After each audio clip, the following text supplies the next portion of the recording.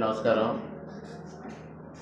ఈరోజు రాజమహేంద్రవరం తూర్పుగోదావరి జిల్లా భారతీయ జనతా పార్టీ కార్యాలయంలో ఫిర్యాదుల సేకరణ కార్యక్రమానికి రాష్ట్ర పార్టీ ఆదేశాల మేరకు చేపట్టడం జరిగింది. మొదటగా తూర్పుగోదావరి జిల్లాలో భారతీయ జనతా పార్టీ నాయకులకు కానీ కార్యకర్తలకు కానీ వారి ద్వారా ప్రజలకు కానీ ఉన్న సమస్యల్ని ఫిర్యాదుల రూపంలో స్వీకరించి వాటిని సంబంధిత అధికారులకు కానీ లేదా ప్రజాప్రతినిధులకు కానీ పంపించి ఆ విషయాల్ని పరిష్కారం చేయడం కోసం ఈ విధమైన కార్యక్రమం చేపట్టాలనేది రాష్ట్ర నాయకత్వం ఇటీవల ఆదేశాలు జారీ చేయడం జరిగింది. వారి ఆదేశాలకు అనుగుణంగా ఈరోజు నేను ఈ కార్యక్రమాన్ని భారతీయ జనతా పార్టీ జిల్లా కార్యాలయంలో చేపట్టడం జరిగింది. ముఖ్యంగా అనేక సమస్యలు ముఖ్యంగా భారతీయ జనతా పార్టీ జిల్లా వ్యాప్తంగా ఉన్న కార్యకర్తలకు కానీ నాయకులకు కానీ ఒక ఛానల్ ఉండాలి. ఆ ఛానల్ ద్వారా అధికారులకు కానీ లేదా ప్రజాప్రతినిధులకు కానీ ఈ సమస్యల దృష్టికి తీసుకువెళ్లాలనే ఒక ఆలోచనతో ఈ కార్యక్రమం చేపట్టడం జరిగింది. రాష్ట్ర వ్యాప్తంగా కూడా రాష్ట్ర పార్టీ కార్యాలయంలో వారధి కార్యక్రమం ద్వారా ఇటువంటి కార్యక్రమాన్ని భారతీయ జనతా పార్టీ చేపట్టడం జరిగింది. దానిలో ముఖ్యంగా ఎమ్మెల్యేలు, ఎమ్మెల్సీలు, ఎంపీలు పాల్గొని ప్రజల నుంచి కానీ కార్యకర్తల నుంచి కానీ ఫిర్యాదులు స్వీకరించి వాటి సమస్యల పరిష్కారం కోసం కృషి చేయడం జరుగుతాం. అదే విధమైన కార్యక్రమం ఈరోజు కూడా ఇక్కడ కూడా చేపట్టడం జరిగింది. ముఖ్యంగా ఈరోజు దాదాపుగా అనేక మంది రావడం జరిగింది. ముఖ్యంగా రోడ్లకు సంబంధించి అనేక సమస్యలు రావడం జరిగింది.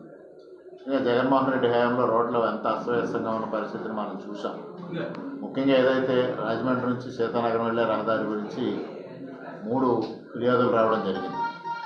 ముఖ్యంగా ఏదైతే గతంలో పనిచేస్తున్న కాంట్రాక్టర్కి సంబంధించి గత ప్రభుత్వ హయాంలో పెద్ద ఎత్తున బిల్స్ పే చేయకపోవడంతో ఆ కాంట్రాక్టర్ మందకొడిగా పనులు సాగించడం జరుగుతూ ఉంది. ఆ ఫిర్యాదు వచ్చిన వెంటనే సంబంధిత ఎగ్జిక్యూటివ్ ఇంజనీర్ గారికి అంటే డిస్ట్రిక్ట్ R&B అధికారికి మాట్లాడడం, తొందరలోనే పనులు మొదలుపెట్టి అక్టోబర్ నాటికి పూర్తి చేస్తామని వారు ఒక అష్యూరెన్స్ ఇవ్వడం జరిగింది.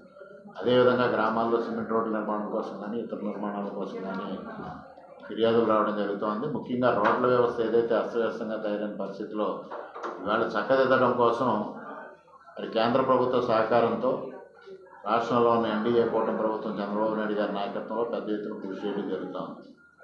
అయినప్పటికీ కూడా ఒక్కసారిగా పేరుకుపోయిన సమస్యల్ని పరిష్కరించడం కొంత ఇబ్బందికరంగానే మారిన పరిస్థితిని మనం చూస్తూ ఉన్నాం. ఇటువంటి పరిస్థితుల్లో ఇవాళ జగన్మోహన్ రెడ్డి మళ్ళీ అరాచకం సృష్టించాలి రాష్ట్రంలో, తద్వారా రాష్ట్రానికి పెట్టుబడులు రాకుండా చేయాలన్న ఒక ఆలోచన కూడా ముందుకు వెళ్తా ఉన్న పరిస్థితిని చూస్తూ ఉన్నాం. ముఖ్యంగా ఏదైతే చంద్రబాబు నాయుడు గారు ఇవాళ P4 విధానాన్ని అమలు చేసి P4 విధానం ద్వారా ప్రైవేట్ పార్ట్నర్షిప్ కూడా తీసుకొని తద్వారా పబ్లిక్ ప్రైవేట్ పార్ట్నర్షిప్తో పెద్ద ఎత్తున పెట్టుబడిదారులను కూడా ఆహ్వానించి వారి ద్వారా ఇటు అభివృద్ధి కార్యక్రమాలు కానీ సంక్షేమ కార్యక్రమాలు కానీ నిర్వహించాలని ప్రయత్నం చేస్తున్నప్పటికీ ఆ విధమైన పెట్టుబడులు రాకుండా ఉండాలి, ఆసక్తి గల పెట్టుబడిదారులు ఎవరు ఈ రాష్ట్రానికి ముందుకు రాకూడదనే ఉద్దేశంతో ఇవాళ జగన్మోహన్ రెడ్డి ఒక అరాచకం సృష్టిస్తూ గత 4 రోజులుగా మనం చూస్తూ ఉన్నాం.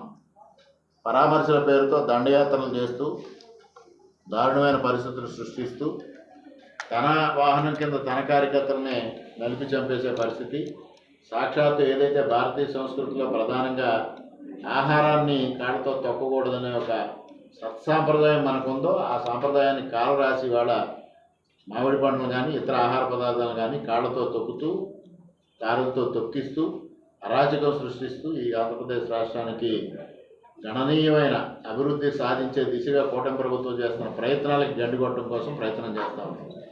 ప్రజలందరూ గమనించాల్సిన అవసరం ఉంది. ఇవాళ ఈ రాష్ట్రంలో అస్తవ్యస్త పరిస్థితులను సుస్థిరపరచడం కోసం ఇవాళ కూటమి ప్రభుత్వం పనిచేస్తూ ఉంది. ముఖ్యంగా ఇవాళ గత 78 సంవత్సరాలు భారత స్వాతంత్రం వచ్చిన తర్వాత ఏనాడు లేని విధంగా ఇవాళ కేంద్ర ప్రభుత్వం ఆంధ్రప్రదేశ్ రాష్ట్రానికి గణనీయమైన సహకారం అందించింది. దాదాపు 3 లక్షల కోట్ల మేరకు సంపూర్ణ సహకారం అందిస్తే దాన్ని సద్వినియోగం చేస్తూ ఇవాళ అన్ని విధాలుగా రాష్ట్రంలో సంక్షేమం అభివృద్ధి సాధించి స్వపరిపాలన చేయాలని చంద్రబాబు నాయుడు గారి నాయకత్వంలో పనిచేస్తూ ఉంటే దానికి గండికొట్టే ప్రయత్నాలను ప్రజలు గమనించాల్సిన అవసరం ఉంది. భవిష్యత్తులో కూడా జగన్మోహన్ రెడ్డికి ఏది విధమైన తీర్పు ఇవాళ 11 సీట్లకు పరిమితం చేశారో ఇంకా దారుణమైన తీర్పు ఇవ్వడం ద్వారా కనువిప్పు కలిగించాలని ప్రజానీకాన్ని విజ్ఞప్తి చేస్తూ ఉన్నాం. ఇదే విధమైన కార్యక్రమం గౌరవ పార్లమెంటు సభ్యులు పురంధరేశ్వరి గారు కూడా నిర్వహించడం జరుగుతూ ఉంది. అదేవిధంగా సోమవీర్రాజు గారు ఎమ్మెల్సీ గారు కూడా నిర్వహిస్తారు. సమయాన్ని వెసులుబాటును బట్టి ముగ్గురం కూడా ఈ కార్యక్రమం జిల్లా పార్టీ కార్యాలయంలో నిర్వహించనుంది. ప్రజలు కానీ భారతీయ జనతా పార్టీ కార్యకర్తలు కానీ ఈ అవకాశాన్ని సద్వినియోగం చేసుకోవాలని కోరుతా ఉన్నాం.